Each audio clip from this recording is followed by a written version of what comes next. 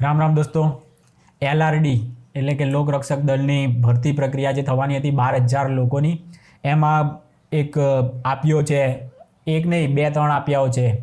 વૈભવ ને સામત ને એ લોકો પોતાના ક્લાસીસ ચલાવે છે. યુવરાજ છે, આ બધા લોકો, આ હરામખોરો એના ક્લાસીસના છોકરાઓ નપાસ થયા ને, તો એ હરામખોરોએ છે ને આખી આ ભરતી પ્રક્રિયા બરબાદ થઈ જાય ને એ માટે ષડયંત્રો શરૂ કર્યા અને બહુ ઉશ્કેરવાના, જે નપાસ થયેલા હોય ને એ વિદ્યાર્થીઓને ઉશ્કેરવાના ધંધા એ લોકોએ ચાલુ કર્યા. પણ એક પણ વિદ્યાર્થી એના ઉશ્કેરાટમાં આવ્યો નથી. એ બહુ ખૂબ જ સારામાં સારી વસ્તુ છે. આ હરામખોરો કેમ ઉશ્કેરતા હતા એનું કારણ તમને કહું દોસ્તો. તો આ જે લોકરક્ષક દળની પરીક્ષા પદ્ધતિ, પરીક્ષામાં બધાને ખબર છે કે 2-3 ભૂલો થતી હોય છે, કે પરીક્ષામાં આ સવાલ આમ પૂછી નાખ્યો, તેમ સવાલ, એવા 3-4 સવાલો પૂછાતા હોય છે. પણ સૌથી મોટી વસ્તુ આ લોકો, આ હરામખોરોએ શું કર્યું કે એમના ક્લાસીસમાં છે ને ફલાણા ભાઈએ કીધું હતું કે વ્યાકરણ નહીં પૂછાય, એટલે છે ને એણે તૈયારી ના કરાઈ. એટલે એટલો ટાઈમ છે ને આપિયાઓમાં છાતી કૂટવા જવાનું હોય ત્યાં આપી શકાય ને, ક્લાસીસમાં તો ભણાવવું પડે કે આ પણ પૂછાય, પેલું પણ. બીજા બધા ક્લાસીસો વાળાએ ભણાયું વ્યાકરણ પોતાના છોકરાઓને, કારણ કે એવો કોઈ લેખિત આદેશ આવ્યો નહોતો કે અમે વ્યાકરણ નહીં પૂછીએ. આવું કોઈ લેખિતમાં આવ્યું નહોતું. પણ ફલાણા સાહેબ એ વખતે હતા અને ત્યારે એ એવું બોલેલા. આયરા હરામખોર સામત જેવા હરામખોરો, વૈભવ જેવા હરામખોરો જે આપ્યા છે અને એ બરબાદ કરવા મતતા હોય છે આપણા યુવાનોને, તો એ લોકોએ છે ને ભણાયું નહીં અને પૂછાયું વ્યાકરણ. એટલે પછી છોકરાઓ તો કહે ને, સાહેબ તમે અમને વ્યાકરણ ના ભણાવ્યું, એના કારણે અમે નપાસ થયા. તો આ હરામખોરોએ શું કર્યું કે એ તો ફલાણા સાહેબે કીધું હતું એટલે મેં તમને નહોતું ભણાવ્યું, ચાલો આપણે એમને ફરિયાદ કરીએ. એમ કરીને એની ભૂલનો દોષનો ટોપલો એ હરામખોર બીજા ઉપર, GPSCનું ને એ બધી IPS કોઈ અધિકારી છે એમની ઉપર ઠોકી દીધો. તો એ વખતે એ તો બદલાઈ ગયા હતા, બીજા મેડમ આવી ગયા હતા. એ મેડમે તો કીધું મેં તમને કંઈ કીધું હતું કે હું વ્યાકરણ નહીં પૂછાયું, મેં કીધું હતું. આ લોકો કે ના મેડમ તમે તો નહોતું કીધું. ઓકે, તો પેલા સાહેબ મારી પહેલાં હતા તો એમણે તમને લેખિતમાં કીધું હતું કે અમે વ્યાકરણ નહીં પૂછીએ, તો એવું પણ કોઈ લેખિતમાં કીધેલું નહોતું. તો પછી આ હરામખોરે ભણાયું નહીં, કારણ કે ફલાણા સાહેબ યુટ્યુબમાં કોઈ વિડીયોમાં એવું બોલ્યા હતા કે વ્યાકરણ નહીં પૂછાય, તો અમે તૈયારી ના કરાઈ. તો એ તો ભૂલ કોની કહેવાય? તારા ક્લાસીસમાં તે તૈયારી ના કરાવડાવીને તારા છોકરા એટલે નપાસ થયા, તો ભૂલ તારી છે. પણ આ હરામખોર પછી બીજું લઈને આવ્યો કે આમાં દીર્ઘઈ માત્રા, આમ શબ્દ રચનામાં એમ કે આમ પૂછવું જોતું હતું, એના બદલે આમ પૂછી લીધું, આ રદ કરો, પેલું રદ કરો, એમ કરીને આ હરામખોર બધું રદ કરવા માટે મથી ગયો. પછી હાઈકોર્ટમાં બીજી ચેનલ છે ને, અમુક હોય એવા એના પંટરિયા, એમને ઉશ્કેરીને હાઈકોર્ટમાં ગયો. પણ હાઈકોર્ટમાં ને એમાં કોર્ટે કોઈ સુનાવણી કરી જ નહીં. નહીંતર તો આ જે આખી 12,000 લોકોને બિચારાને જે સરકારી નોકરી મળવાની હતી ને, એ આ હરામખોરોએ એવા ષડયંત્રો કર્યા જ હતા પૂરેપૂરા.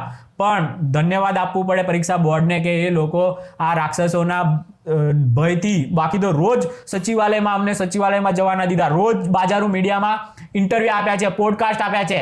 આવા જે ખાલિસ્તાની વિચારધારાવાળી પાર્ટી આપિયાઓને આ લોકો મોટા મોટા ભા બનાવી અને એ લોકોનો જ ખાલી પક્ષ લીધો છે. તો પૈસા વગર તો નહીં લીધો હોય ને. એ હરામખોર પ્લેટફોર્મ વાળાઓએ બધા આ સામત જેવાને બેહાડીને, વૈભવ જેવાને બેહાડીને એ લોકોની પાસે આ પરીક્ષા રદ કરાવવા માટે મથ્યા હતા હરામખોરો. પણ ભગવાનનું કરવું અને ઘણું સારું, પરીક્ષા બોર્ડ પણ આ લોકો સામે ઝૂક્યું નથી.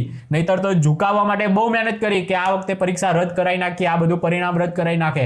પણ એવું કાંઈ થયું નહીં. એ માટે ખૂબ ખૂબ ધન્યવાદ છે પરીક્ષા બોર્ડને, જે આવા શેતાની વિચારધારાવાળી, ખાલિસ્તાની વિચારધારાવાળા હરામખોરોની સામે ઝૂક્યું નહીં. હું દરેક એક વિદ્યાર્થીઓને કહેવા માંગીશ કે તમે છે ને ક્લાસીસ લો, તમે વાંધો નથી કે લોકરક્ષક દળ માટે ને કોઈ પણ પરીક્ષાના તૈયારી માટે, પણ આવી ખાલિસ્તાની વિચારધારા સાથે જોડાયેલા લોકોની પાસે ક્યારેય નહીં જતા. અને હું તો પરીક્ષા બોર્ડને પણ કહીશ કે આ ખાલિસ્તાની વિચારધારાવાળા જેટલા પણ હોય એના સ્ટુડન્ટ હોય ને, તો એને કોઈ રીતે ફેલ કરવાની કોઈ એક નવી છે ને પદ્ધતિ બનાવો પરીક્ષામાં. નહીંતર તો આ લોકો આવીને ગુજરાતમાં સરકારી નોકરી લઈને પછી એ લોકો શું કરવાના છે? આ હરામખોરો ગુજરાતને બરબાદ કરવા સિવાય શું કરવાના? આ વિચારધારા પાસે એનો ગુરુ આવો હોય, જે એના ટીચર આવું ભણાવે ખાલિસ્તાની વિચારધારાવાળો, એ શું ભણાવવાનો હતો? ગુજરાતને બરબાદ કરવા સિવાયનું એ ભણાવી શકવાનો હતો? તો આવા હરામખોરોની પાસે જે ભણ્યા હોય ને એવા લોકોને ખાસ નપાસ થાય ને એવી કોઈ પદ્ધતિ બનાવો. બિચારા ગામડાના છોકરાઓનો શું વાંક છે કે જે લોકો પરીક્ષાની તાલીમને આવું એફોર્ડ નથી કરી શકતા? 10,000 ને 12,000, 15,000 રૂપિયા આ લોકોની ફીઓ હોય છે ગાંધીનગરમાં. આ એકેડમી વાળાઓની મફત નથી કરાવતા અને એ લોકોને બધું મફત જોઈએ છે કે અમારા પરીક્ષા ચેક કરવાના GPSCમાં આમ લે છે ને તેમ લે છે. એ લે ભાઈ, તું આટલા 10,000 રૂપિયા ફી લઈ છે, તને કોઈ કહેવા નથી આવતું. તું ત્યાં અમારા પૈસાથી તિજોરી એ કંઈ ખાલી નથી કરવાની. 100 રૂપિયા હું 500 રૂપિયા થશે ફરીથી ચેક કરાવવાના. એક સવાલ સુધારવાના 500 રૂપિયા થશે. ભાઈ તમને પોસાતું હોય ને તો જ જીપીએસસી પરીક્ષાની તૈયારી કરો, તમને પોસાતું હોય તો જ LRDની એની તૈયારી કરો. પછી રોવાની મળવાનું નપાસ થાવ એટલે તૈયારી ફૂલ કરો. વ્યાકરણે પૂછાય, ગમે એ પૂછાય, જે ભલે સાહેબે લખીને આપ્યું હોય કે આ નહીં પૂછે તોય એ પૂછાય ને તોય પછી પરીક્ષા બોર્ડનો કોઈ વાંક કાઢવાનો નહીં. તમારી એવી તૈયારી હોવી જોઈએ કે તમે પાસ થાવ. એટલે આવી બધી જે આ અમુક હરામખોરો છે ને, આ જે ગુજરાતમાં ભયંકર ખાલિસ્તાની વિચારધારા ફેલાવનારા, એ હરામખોરોનું મનસૂબો હતો ને એ નાકામ થઈ ગયો. એ લોકોનું ષડયંત્ર, આ કોઈ આતંકવાદીઓથી ઓછા નથી. આ ક્લાસીસ લઈને બેઠા છે, ગાંધીનગરમાં જ બેઠા છે હરામખોરો. અને એવા લોકોને ત્યાં પાછા અમુક હરામખોર સ્ટુડન્ટો જાય છે અને પાછા લૂંટાય પણ છે. ત્યાં 10,000 રૂપિયા એમની રહેવાની ને એવી બધી ફીઓ હોય છે. તો આવા લોકોને ત્યાં જાઓ અને પછી તમે નપાસ થાવ ને તો રડતા નહીં, પછી તૈયારી રાખજો. કારણ કે આ હરામખોરો ખાલિસ્તાની વિચારધારાવાળા તમને ભણાવવાના શું હતા? તમને બસ મગજમાં જ્યારે જ નાખવાના છે કે સરકાર તો આવી છે ને ફલાણી છે ને ઢીમકાણી છે ને તમારે આ પરીક્ષાની તૈયારીઓ કરાવતા આવું ઝેર નાખતા જાય. તમે શું તૈયારી કરવાના હતા? તમને ક્રાંતિકારી બનાવવા મથે છે એ લોકો, જેથી કરીને એમના શેર કરો, કોમેન્ટ કરો, લાઈક કરો, એમનું આખો દિવસ એમનો પ્રચાર કર્યા કરો. બાકી આ હરામખોરોનું ક્લાસીસનું કામ જ નથી. આ હરામખોરોનું એક્ટિવિસ્ટનું ને ક્રાંતિકારી ગુજરાતને હળગાવવાના ધંધા છે આ સામતના. અને જે પણ આ હરામખોરો બધા છે એને પ્રોત્સાહન આપે છે. આવા યુવરાજ જેવા હાવ તોડબાજને પ્રોત્સાહન આપે છે. બોલો, આવા તોડબાજ યુવરાજસિંહ જેવો તોડબાજ એ પાછો આમ કેમ મોટો ઈમાનદારીનું પ્રતીક હોય એ રીતે બતાવે અમુક મીડિયાવાળા, હરામખોર બાજારું મીડિયાવાળીને વાળા બધા. પછી કહેશે કે પુરુષો કહેશે કે અમને અમારો શું વાંક છે. આ આયરી એવી હોય છે. એટલે બે જાતના હોય ને એ બધાને કહેવાની વાત છે. પત્રકારો જેટલા પણ હરામખોર છે, બાજારું મીડિયા, એ બધાને કહેવાનું કે આવા હરામખોરોને તમે શું કામ પ્રોત્સાહન આપો છો? પેલો દારૂબાજ ને એવા અહીંયા પંજાબવાળા આવી જાય છે, સીએમ, પંજાબના સીએમ દારૂડિયા, એને મોટો ભાવ બનાવે. પછી કેજરી જે કેટલા મોટા કૌભાંડો કરીને અહીંયા આવે છે, તો એને કૌભાંડી નથી લગતા. અને આપણો એક નાનો કોઈ ઈમાનદાર વ્યક્તિ એની ઉપર ખોટા આરોપ હોય ને તો એને કૌભાંડી ચિતરી નાખે છે આ હરામખોર નીચ કક્ષાની બાજારું મીડિયા. તો એ બધાને કહેવાનું છે કે હરામખોરો, તમારું જે કાર્ય તમારે જે કરવું હતું 12,000 વિદ્યાર્થીઓને બરબાદ કરવા હતા ને એ થયું નથી. અને પરીક્ષા બોર્ડે 12,000 તો નહીં પણ 11,899 આટલા લોકોને પસંદગી કરી નાખી છે. એટલે હવે પેલો સામત જેવો છાતી કૂટશે કે 100 જણા ઓછા રહ્યા. હું કહેતો હતો ને કે પૂરેપૂરી ભરતી નહીં થાય, હું એમ કહેતો હતો એવું બધું કરવા માંડશે. પેલો યુવરાજ કે તમે આમ કરજો તેમ કરજો. યુવરાજ ને બધા અત્યારે એક્ટિવ થઈ ગયો છે. યુવરાજ તો હમણાં તોડબાજ, 1 કરોડ રૂપિયા એની પાસેથી રિકવર કર્યા પોલીસે એ પરીક્ષામાં ડમી કાંડવાળામાં. બોલો, એ કેસમાં આ હરામખોર, આ યુવરાજસિંહ આપનો નેતા, 1 કરોડ રૂપિયા પોલીસે રિકવર કર્યા. છતાં પણ આયરીએ બાજારું મીડિયા એને હીરો બનાવે છે. કેમ બનાવતું હશે વિચાર કરો. કારણ કે આ બધા જ આ ક્લાસીસના ધંધાઓથી લઈને આ બધા જ એમના જે ખાલિસ્તાની વિચારધારા ધરાવીને જે ગુજરાતમાં આ ભયંકર ઝેર ફેલાવે છે ને, એની બધાની પાર્ટનરશિપ છે. આ બધા ભેગા થઈને આ ધંધો કરે છે.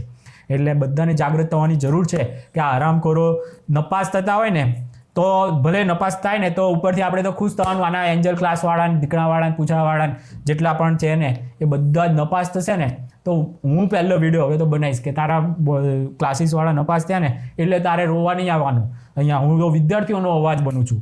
વિદ્યાર્થીઓ, કોઈ 5 વિદ્યાર્થી એની હાથે સપોર્ટમાં નહોતા, 5 વિદ્યાર્થી નહોતા. જ્યારે કેટલા લોકોએ મારો સંપર્ક કરીને મને કીધું કે હા સાહેબ તમે સાચા છો, આમાં કોઈ જ સુધારો કરવાની જરૂર નથી, પરીક્ષા બોર્ડ જે કર્યું છે ને એ પરફેક્ટ છે, આમાં કાંઈ કરવાની જરૂર નથી. વ્યાકરણની તૈયારી કરવી પડે છોકરાઓએ, વ્યાકરણ પૂછી નાખ્યું એ કંઈ ભૂલ ના કહેવાય.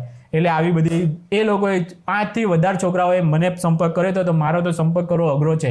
તો એ લોકોએ મને મારો સંપર્ક સૂત્ર બધું શોધી અને કેટલા આપણે રેકોર્ડિંગ મૂકેલા છે એ લોકોનો અવાજ એક પણ બાજારું મીડિયાએ નહોતો મૂક્યો, એક પણ નહીં, નોટ સિંગલ વન.